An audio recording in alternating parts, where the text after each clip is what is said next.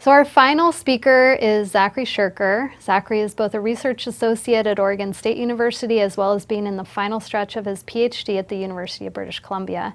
For his PhD, Zachary focused on effectiveness monitoring for salmon passage remediation projects for culvert and floodgate barriers in BC. He also designs and constructs pit arrays to track juvenile salmon movements through various tidegate structures, including ungated culverts, top and side-mounted gates, and self-regulating tide gates. His postdoc research is using radiotelemetry to track and compare the migration, timing, and spawning locations of hatchery-reared and wild origin spring Chinook salmon in the North Umpqua River in Oregon. Zachary, great to have you with us. Awesome. Thank you so much, Greer and Laura, for organizing this and for the IT team for keeping us on track. Because as you can imagine, we're kind of like stray cats, us four. Yeah, I have two roles that I play, and thankfully it allows me to interact with Dan, Jason, and Guillermo all. You'd never imagine what we talk about when we're outside of work. Don't imagine.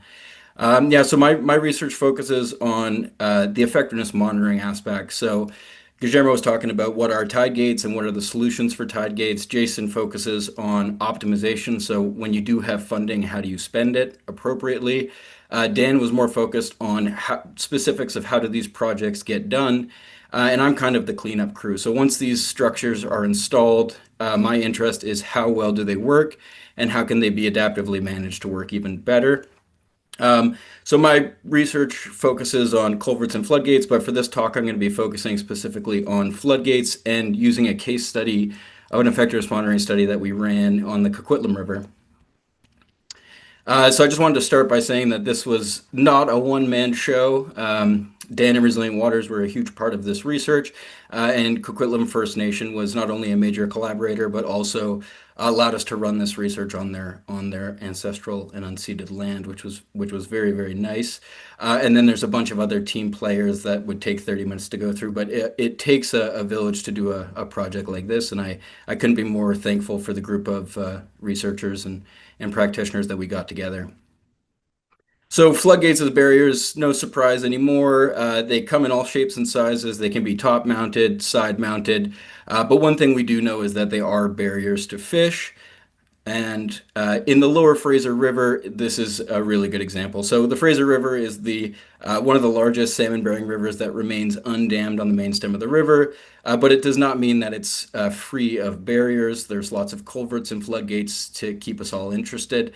And I like this picture because it shows you an example of what dikes and floodgates are doing in the lower Fraser River. So you could take a look at this and understand that a lot of this land would be underwater at times of the year or times of the day with tidal fluctuation. But thanks to tide gates and dikes, we're able to reside in these historical floodplain habitats. Now, the scale of floodgates on the Fraser River, and this is an example of a top-mounted floodgate.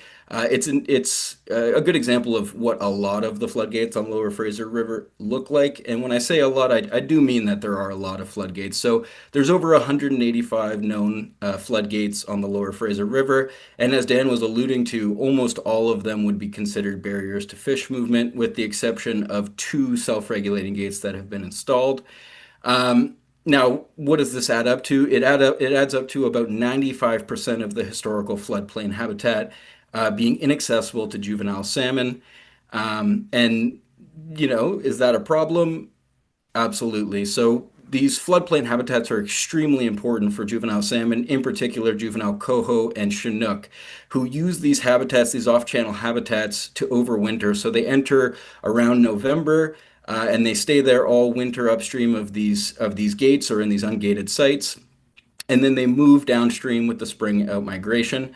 And these juvenile salmon experience much higher survival and growth in these floodplain habitats, about twice as much growth during the same period as fish that reside in the main stem.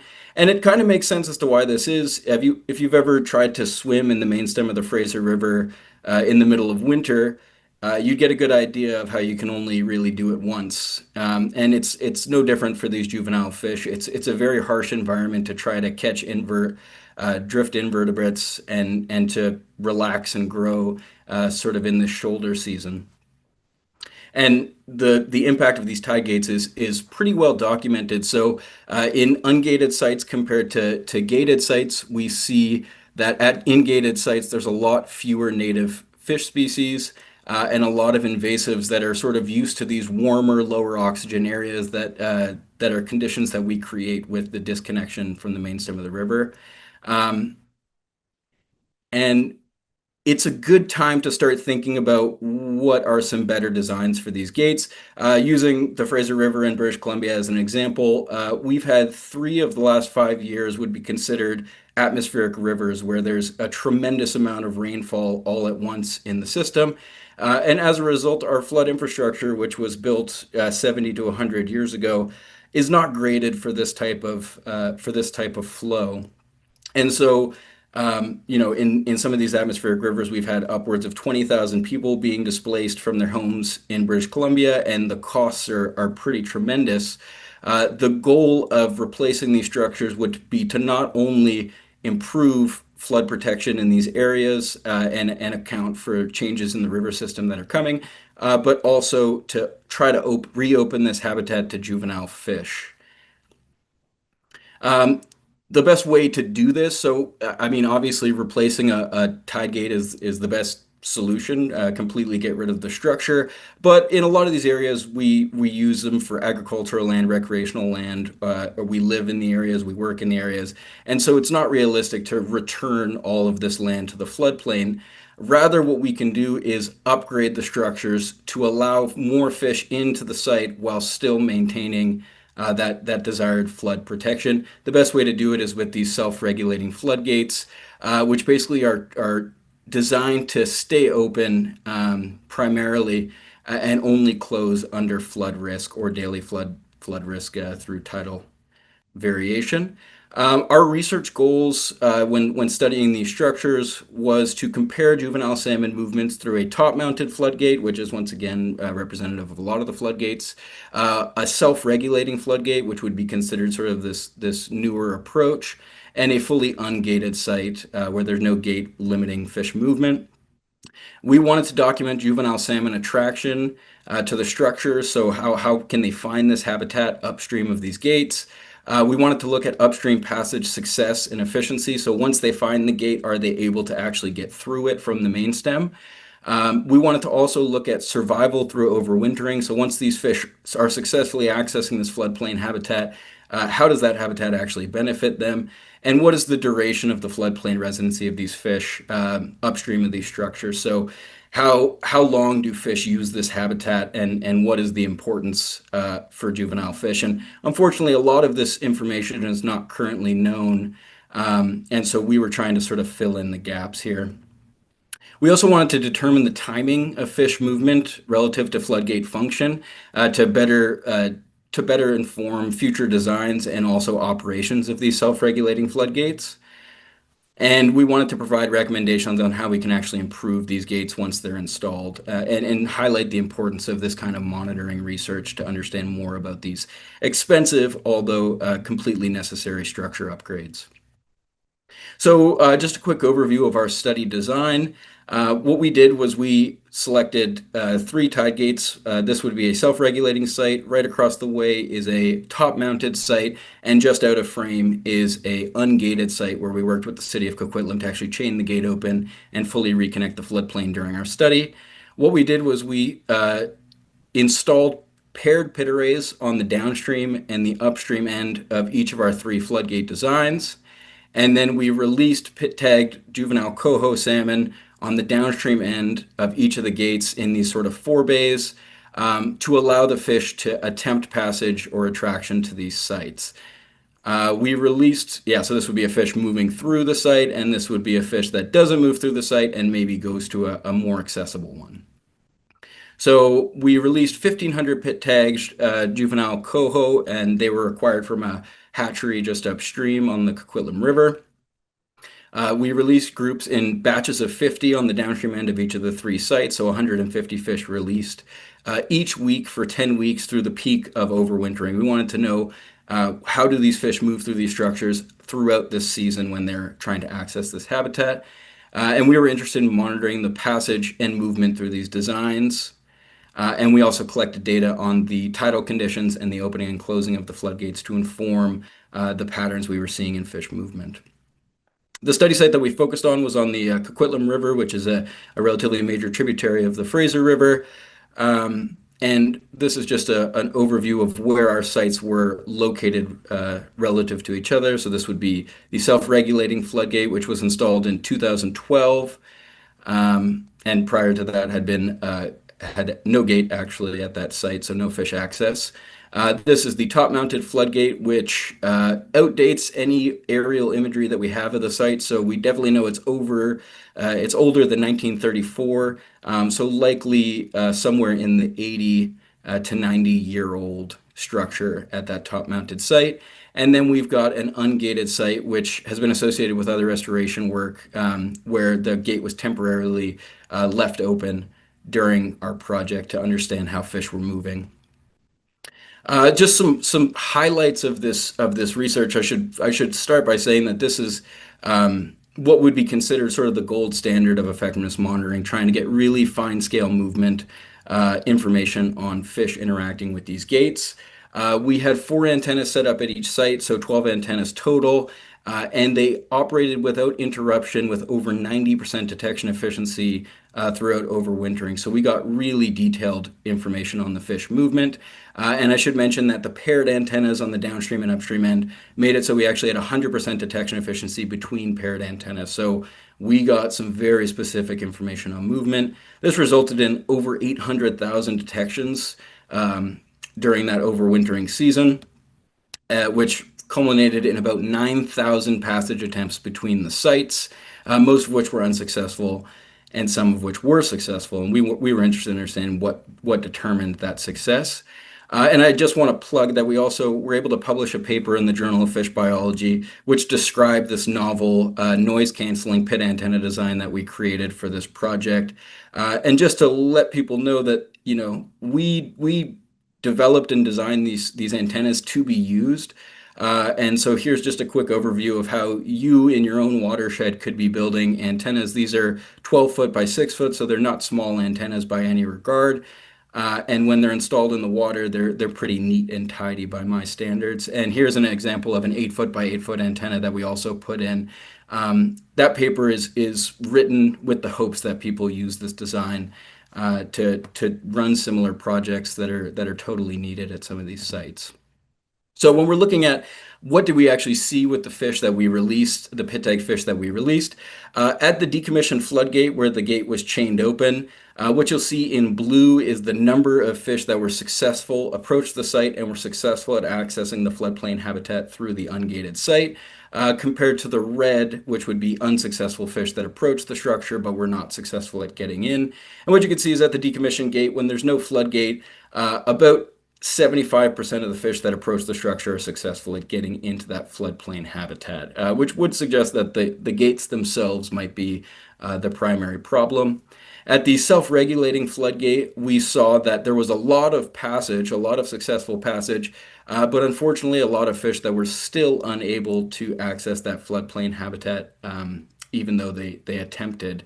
But compared to the top-mounted floodgate site, the self-regulating site provided a tremendous improvement in fish passage. So at the top-mounted gate, we saw that fewer than 20% of the fish that approached the structure were successful at getting in.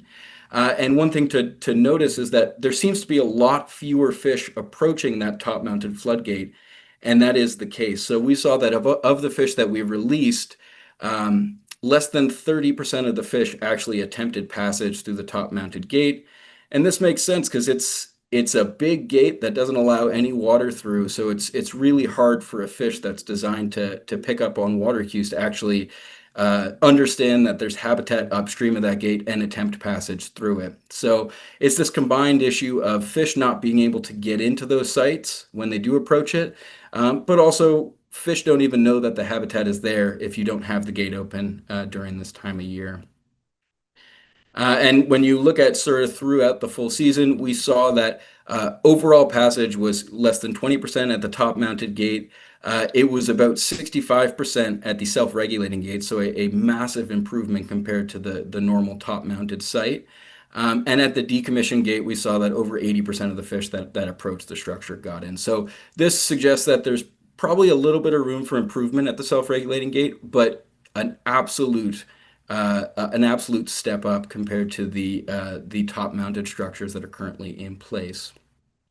Now, it's not just a question of do these fish get in, it's also a question of how hard is it to get into these sites. And so what you're looking at here is the overall passage success rate. So of all fish that were successful at getting through these three sites, we wanted to know how many unsuccessful approaches did they have before they actually made it in. And at the top mounted site, our score was about 13%. So fish on average had to approach the structure 13 separate times before successfully moving into the top mounted gate. At the self regulating gate, we saw that fish had to approach the structure an average of 10 times to successfully move through. So even though fish are getting in, it's still quite difficult through this self-regulating site.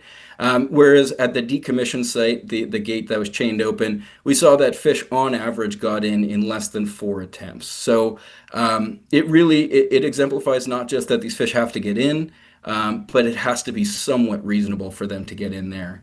And this kind of data is really important for understanding just what these fish have to go through to swim through these structures.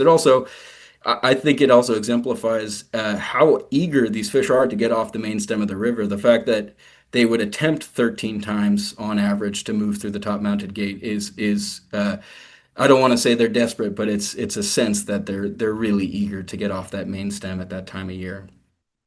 Now, when did these passage events actually happen? So what you're looking at is a density plot with tide height on the left. And I should mention that this area is tidally influenced, though not saltwater influenced. So it has two daily tide cycles. And what we saw was that fish were basically moving into this off-channel habitat relative to the tide. So you can see that bulge in the center of these violin plots would be representative of most of the fish when they actually approach the structure.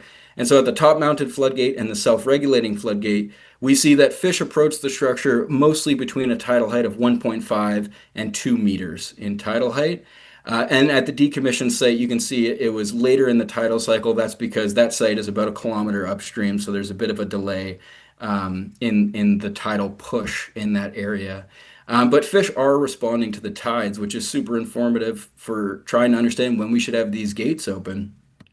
Now, when we look at the timing of successful approaches, so fish that actually made it through the site, what we see is that at the top mounted gate, only fish that arrived early in the tidal cycle were successful at moving into that site. And this was extremely significant at the self-regulating site as well. So you can see that truncation at the top of the blue bar for the self-regulating site. That is when the gate is designed to close.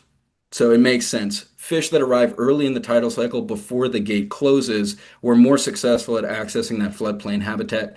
But unfortunately, there's a mismatch where the gate is designed to close at about a tidal height of 1.5 meters, 1.4 meters, which is before about 90% of the fish approach the site. So it's indicative that keeping these gates open for a little bit longer on that incoming tide could actually have a huge impact on fish passage success and efficiency. Now, once these fish were successful at getting in, how long did they actually stay? So how important is this habitat at this time of year? And what we saw is at the top mounted gate, fish stayed on average about 30 days upstream of the site, compared to about 50 days at the self-regulating site and about 60 days at the decommissioned site. And what this is a result of is that not only is it harder for fish to move into this top mounted habitat, so they were basically excluded early in the overwintering season, which didn't allow them to access that habitat for the full overwintering season. But also fish moved out earlier from this top-mounted site, likely because of some of the issues that Guillermo was alluding to with the disconnected waterways basically souring earlier in the spring and not allowing that habitat to be useful to these juvenile fish. Now, this compares with the self-regulating and the decommission gate, where we saw no difference in the duration of floodplain residency. So that's another check for the self-regulating gate. Not only does it allow fish in, but it allows them to stay in that habitat throughout overwintering and really get the most out of that upstream off-channel habitat. Now, this is an interesting graph that basically shows the daily count of the number of fish that were upstream of each of the three sites throughout overwintering. So the red, as you might imagine, is the top-mounted floodgate. Very, very few fish getting in, and only later in the season, and they also moved out considerably earlier. So mid-January is when fish were able to actually access that site, and they were mostly moved out by the end of April. The blue site is the self-regulating site, and the green site is the ungated site. And what you can see is that both of the sites had quite a few fish in them, which is exactly what we were hoping to see with the self-regulating site. Now, very interestingly, what you can see on the far right of this graph, when you're looking at the blue, which is the self-regulating site, um, outmigration started at the ungated site and the self-regulating site around the same time, around mid-April, which is spring outmigration. Makes a lot of sense why fish would be moving out at that time. Unfortunately, the side-mounted gate at the self-regulating site actually remained closed from late April for about 20 days. Unfortunately, about 33% of the fish that were upstream of this site were still had not outmigrated by that time, and they were delayed in their outmigration by about a month. We saw that fish that were outmigrating after this point, there was about 50% survival. So, it's not only important to get these fish in, it's also very important to get them out. And that's one thing that we picked up from the self-regulating site is that there might be management options to try to flush the fish out of the system during spring freshet when these fish are trying to move out, but the gate is trying to also protect us from flooding. So, because that's a bit of a mouthful, I just wanted to give you this overview of sort of each step that we were able to look at as far as a comparison between these gate sites. And so what we saw was that approach success was significantly lower at the top-mounted site compared to the self-regulating and the ungated site, with less than 50% of the fish actually approaching the structure, likely because there was no cue to bring them towards that structure. This compares with 65% of the fish at the self-regulating site and 70% of the fish at the ungated site. This shows that the self-regulating site is providing enough of a cue to attract the fish, but it also, I think, exemplifies that over 70% of these fish at these two sites attempted to move off the main stem of the river. And that's pretty impressive. That really does show the importance of this habitat and the importance of the fish seeking it at this time of year. Passage success of fish that approached the structure was less than 30% at the top-mounted gate. It was about 62% at the self-regulating gate and about 80% at the ungated site. So suggesting that, there is some passage variability, but a real highlight is how much better passage got at the self-regulating site when that gate remains open for longer on the incoming tide. Now the passage efficiency, how hard did fish have to work to actually make it upstream of these sites? We saw that the top-mounted gate was 13 attempts compared to 10 at the self-regulating and 4 at the ungated site, suggesting that there probably are improvements that can be made to not only allow more fish in, but to make it easier for those fish that are moving through the self-regulating site to get upstream of that. And as Guillermo was alluding to, when you're spending a lot of time attempting to move through a structure that you can't move through, not only are you using a lot of energy, but you're opening yourself up to a lot of predation, unfortunately. So getting these fish through the site and in a reasonable amount of time with a reasonable amount of effort is the real goal of these improvements. Now, how much time did it take fish to move through these structures? So once they were successful at getting in for each of the successful upstream approaches, how much time did it take fish? And this is something that is currently unknown about floodgates in general and self-regulating in particular. It took, on average, 45 minutes of swimming to get upstream of the top-mounted gate for successful fish. And this is not a really large culvert. This is a 7-meter culvert, so it's really it's under a dike. It's a very reasonably sized culvert. And these fish are taking, 3/4 of an hour of intensive swimming to make it through that site, which once again sort of alludes to why it takes so many passage attempts and also how much energy these fish are wasting trying to get through these structures. And we saw that time of successful upstream passage through the self-regulating and the ungated sites were very similar, which suggests that the hydraulic conditions in the self-regulating site were comparable to the ungated site, which is fantastic to know. And it's good to know that fish do take still, on average, just to swim through an ungated culvert, it still takes about 35 minutes to swim 7 meters, which is uh, important information for a lot of people that work with these structures and these fish. Survival to spring out migration. So for the fish that made it up, we saw that survival was less than 34% at the top mounted gate. So of the fish that make it up, about 65% of those fish won't survive upstream of that site, whether because they can't time their downstream migration with when the gate is open, or if the habitat starts to degrade prior to their out migration. Another thing to consider is that with all those invasive fish, invasive aquatic species upstream of the top mounted gate, there's actually a lot of competition between invertebrate fish that eat insects, and they have this overlap in the diet of juvenile fish. So there might just be higher competition and potentially sort of non-native predators in those areas that might also be contributing to that lower survival.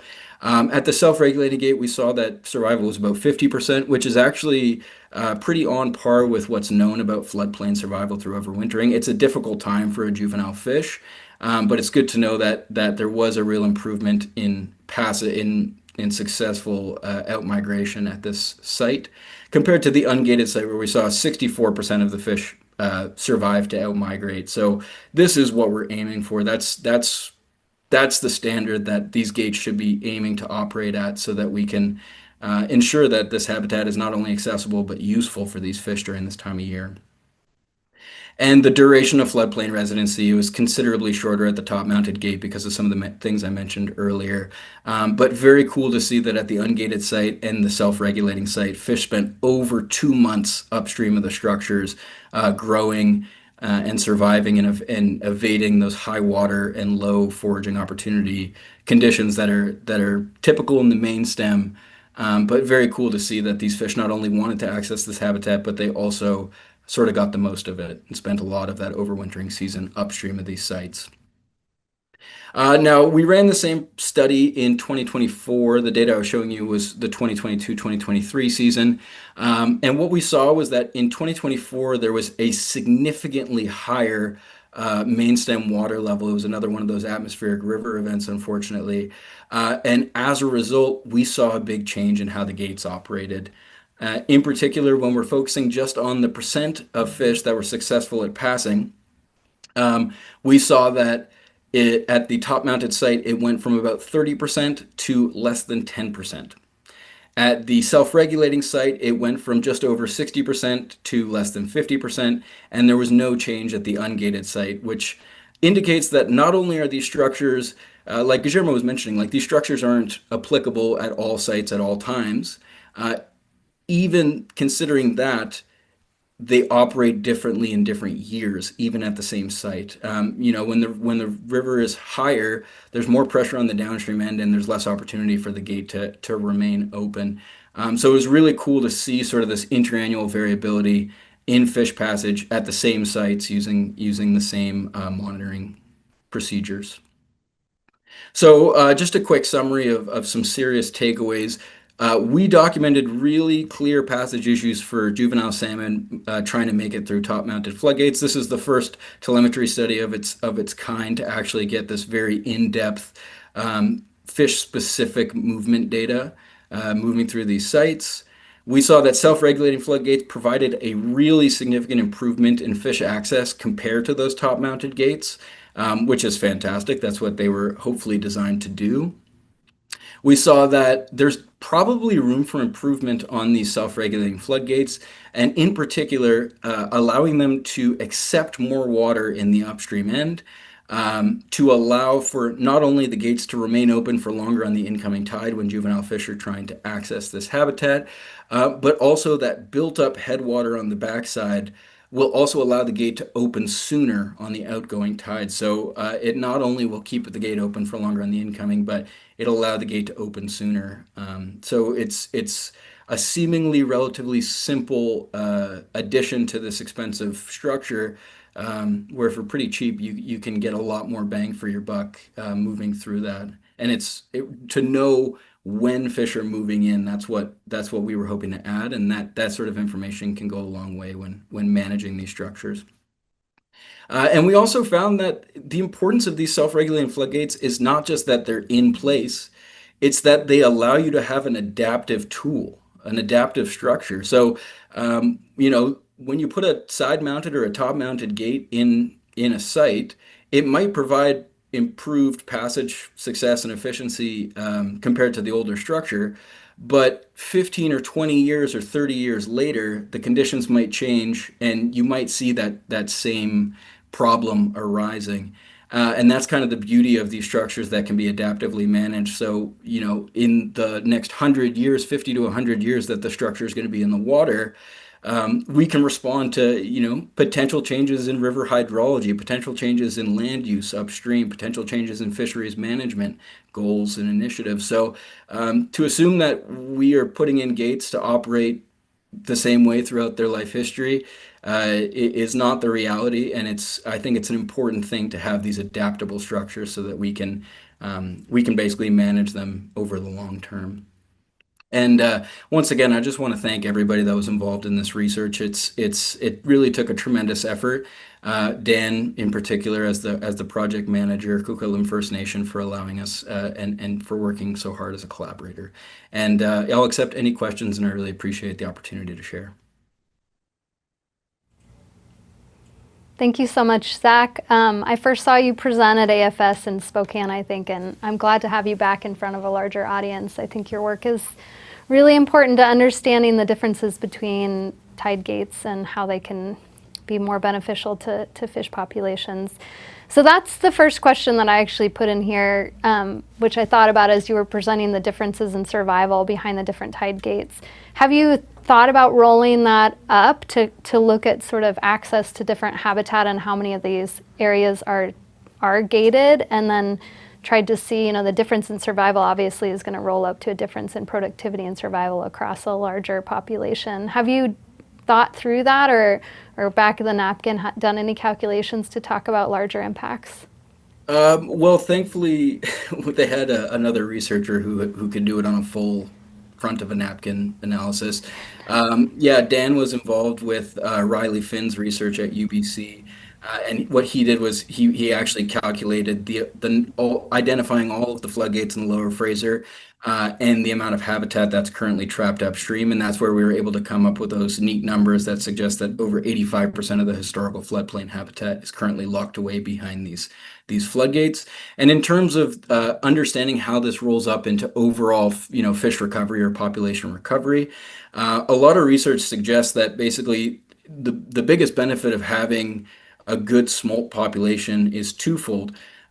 For one thing, having the fish be larger and healthier when they move out, which would be a comparison between fish that are forced to overwinter in the main stem versus fish that are able to access this floodplain habitat. Those larger fish survive better through the estuary, through the subadult phase, and all the way to smolt to adult return. So, putting out larger, healthier fish can have a huge impact on adult returns. And the other thing is that increasing survival through overwintering, having more smolts move out of these sites and move out of this river system during spring freshet, there's basically safety in numbers. There's predator swamping, and there's lots of reasons why having more smolts move out would be better for all smolts, not just a one-to-one improvement. So I think those are the two major sort of roll-ups, would be having larger fish and more of them. And by more of them, I don't mean an unnaturally high amount. I mean an appropriate amount to what there used to be when these floodplains were accessible. I think those are some of the key takeaways. Sure. So the second question came in sort of a different way, but we've rewritten it to, it sounds like there's ways to modify or retrofit the top mounted gates to act more like the self-regulating. Is that something you're aware of? And do you have any advice on how you could get some of the benefits of the self-regulating with a top mounted gate?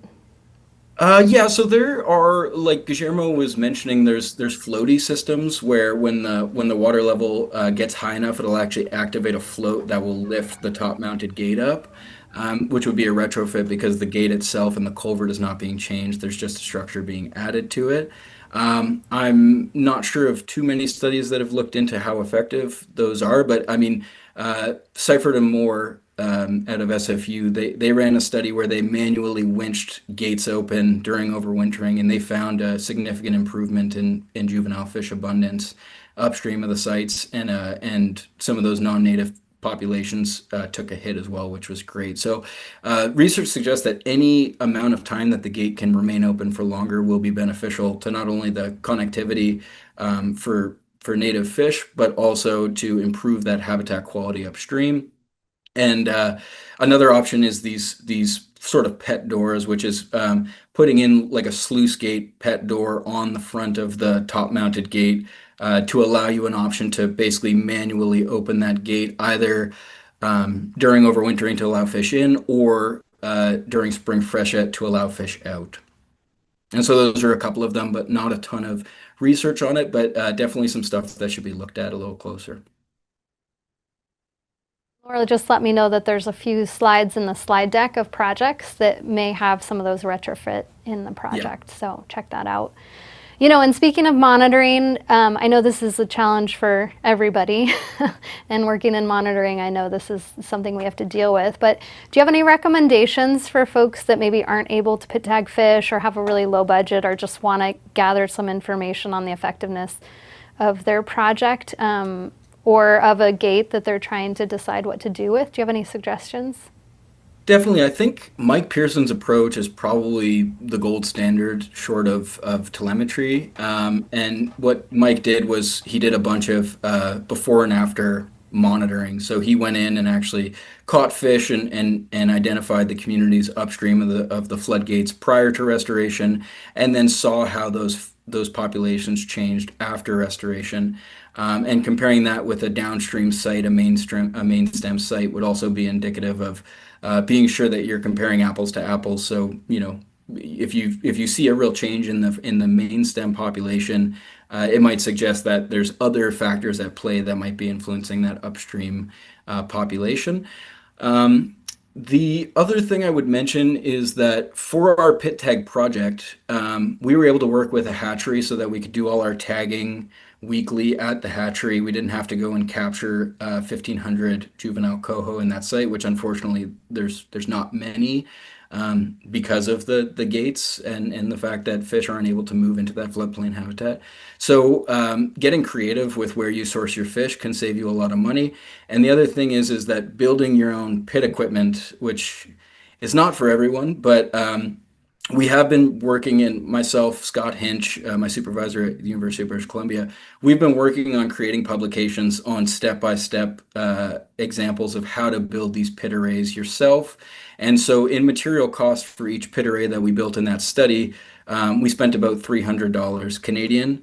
Compared to if you were to order custom built pit antennas, you're talking about five to $10,000 per antenna.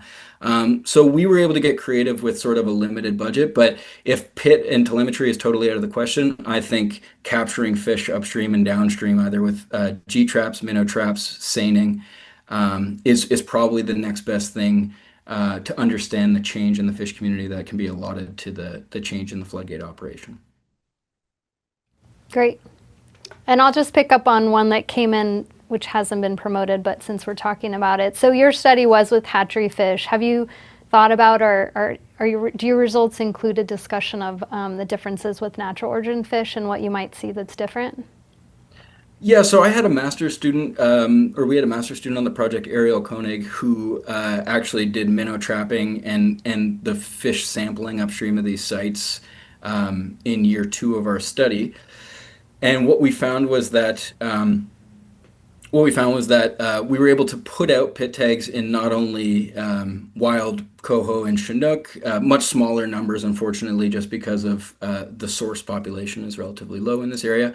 But we were also able to track largemouth bass, for example, like a known predator of juvenile salmon, as well as some non-native insectivore species like weatherman fish and things like that. So we were able to sort of wrap in stuff outside of the hatchery fish, but what we did see was that the approach, the timing of approach, and the success of approach were very similar between the wild and hatchery fish. I think you'll notice, and this is probably the case with a lot of studies, is that when you get your hatchery fish early on, it does not take long for them to be in the environment to be acting like a wild fish. There's not much option. You don't survive as a hatchery fish unless you learn the ways of wild fish movement. But one thing that we did see was that the timing and the success of approach was very similar between the limited wild population and the extensive hatchery population that we monitored in our study.